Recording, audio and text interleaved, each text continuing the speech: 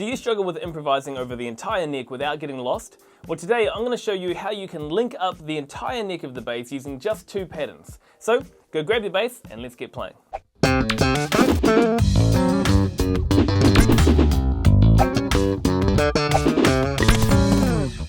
Hey guys, my name is Clayton Hiku of Clay's Bass Lessons, where each week I help you guys master the bass, find your groove, and put a little music in your life. So today I'm going to be showing you guys the first couple of scales you have to know to start improvising and soloing, and how to link them up over the entire neck. But before we get into it, if you're new to the channel, make sure you hit that subscribe button and ring that bell to become part of the Bass Squad. Now with that out of the way, the first 2 scales that we're going to be learning are the major and the minor scale, also known as the Ionian and Aeolian, especially if you want to sound super smart to your friends when you talk about them. Oh, hey bro, do you use more the major or the minor scale when you solo? Well, Jeffrey, I do find that the Aeolian is a far superior choice for improvisation over the Ionian mode. Oh yeah, sure, yeah, me too. Yep.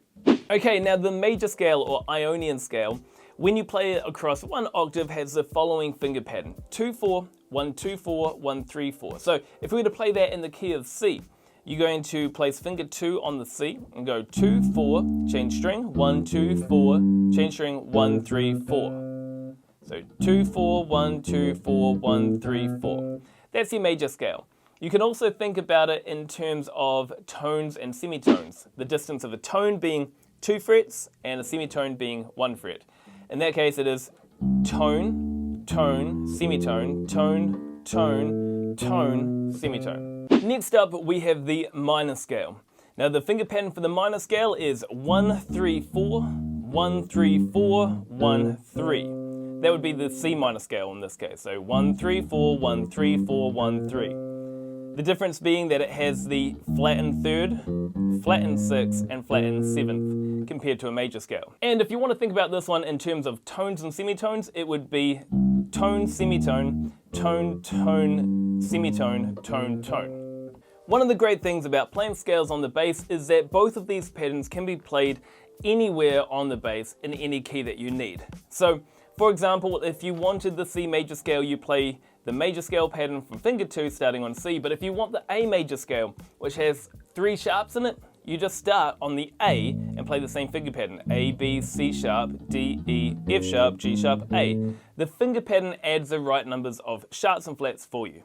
You will run into some issues with some keys in certain positions on the bass. Like, for example, if you wanted to play the E major scale, it can be played up high, up here, but if you want the low open E major scale, you're not going to be able to use that same finger per fret pattern down that low because there aren't enough frets in that area.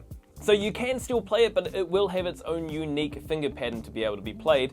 And this is where that tone-semitone approach can come into it. You can now play it and think to yourself, okay, what was the pattern again? It was tone, so E to F sharp, tone, G sharp, semitone to A, tone to B, tone to C sharp, tone to D sharp, semitone to back to E. And you get the pattern of...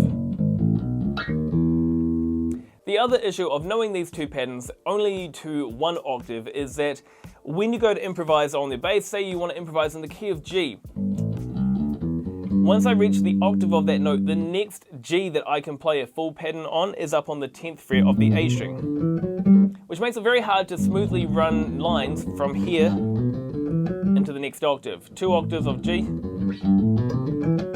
is very awkward with this big gap in notes through the middle of your bass. So there's a way we can link all these together, and that's what we're going to look at today without having to learn any new patterns. So the first method we use for filling in some of these blank areas on the neck is utilizing partial octaves.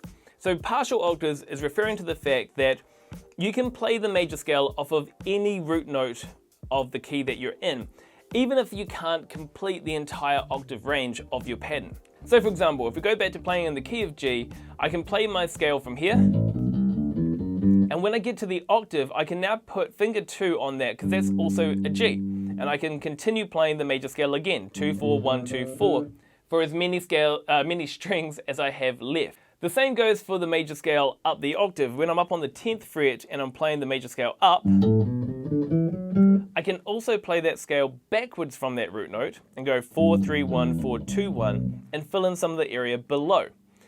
So now just with that, I've got the ability to play G major up to an octave and a half, and I can play down the G major down an octave and a half from here. So just knowing that, we've managed to fill in some of the blank areas on the neck already, but it still leaves this gap through the middle between the two octaves that's not very well covered, and that's where the minor scale comes into it. Okay, so now we're going to use the relative minor scale to fill in some of the area in between your two octaves. The relative minor is the minor scale that has the exact same notes as the major scale or key that you're currently in. Okay, so have a look here. If I list all the notes to the G major scale over 2 octaves, and then I count my way up to the 6th note in the scale, I will be on an E, G, A, B, C, D, E. If I go and play a E natural minor scale, you will find it'll have the exact same 7 notes as the G major scale. So if I go to E minor, E, F sharp, G, A, B, C, D, E. That's why it's called the relative minor, is it's a minor scale that has the exact same notes as the major scale that you're currently in. So if you're playing a song in the key of G, you can also use the E minor scale for improvising and finding notes that you can use to create your bass lines with or run fills through, because it is actually the exact same 7 notes. So this is how we're going to fill that gap between the 2 octaves, because when you play your G major scale again, after the 5th note, if you move up 1 tone from there on the same string, you're going to be on the 6th note, which was the E, and you can play your minor scale from there. So the G major scale can be G here, E minor from here, and G major from here. And now you've got that strong pattern to fill that space in between the 2 octaves. We can also use the partial octave rule that we were using before on the major scale on the relative minor, which means when you play your G major here, and you get to that E, just because we can't finish that E minor scale doesn't mean we can't use it. We can now go 1, 3, 4, 1, 3, 4, like the minor scale pattern, and you've filled in some of the blank area down here. We can also do the same with the E up here. We can now play backwards down the scale and go 3, 1, 4, 3, 1. So your E minor scale patterns are 1, 3, 4, 1, 3, 4, 1, 3, 4, 1, 3, 4, 1, 3, and backwards from the E, 3, 1, 4, 3, 1. Between all those patterns, you've got a lot of the neck covered already. Also though, be aware, in case you're wondering, but what do I do when I go past the 12th fret? Everything after the 12th fret is just a copy and paste of the first 12 frets. The double dots on your bass mark the open strings up 1 octave. After that, the next fret is fret 1, but up an octave. This is F, that is F. The dots are the same as the dots down here. That's a G, that is a G up on the 15th. So anything you're learning in the first 12 frets, you can just shift across and it's the same past the 12th fret.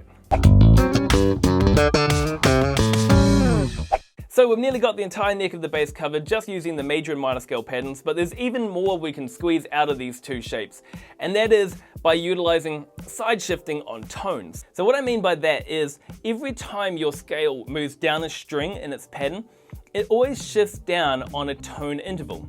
With the exception of like the harmonic minor scale and the pentatonic scales, those intervals on string changes are always on the tone interval. So what we can do is every time there is a string change, you can actually shift up the same string by 1 tone and continue on your finger pattern from that point wherever you change. So say for example, if I'm going to play the G major scale from 1 octave across 3 strings, it should look like that. But if I wanted to shift up partway through, I can go to my 5th note and then move 1 tone higher and continue on my finger pattern 1, 3, 4.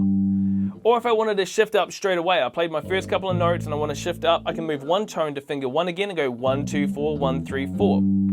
Or if I just want to run up 1 string across the scale, I can do this much faster by using the same finger patterns and just doing 2 hand shifts. I can go 2, 4, hand shift, 1 tone, 1, 2, 4, hand shift, 1 more tone, 1, 3, 4. And that's the beauty of it as well, is that it's reusing the muscle memory you've already practiced and learnt in the major scale pattern. And you've got to make sure that you stick to those finger numbers to be able to get that. Don't start hitting up your scale and chasing the rest of your scale with 1 finger. make sure that you continue to use the same fingers you've always been using for the major scale. So 2, 4, 1, 2, 4, shift a tone, 1, 3, 4, 4, 3, 1, 4, 2, 1, 4, 2.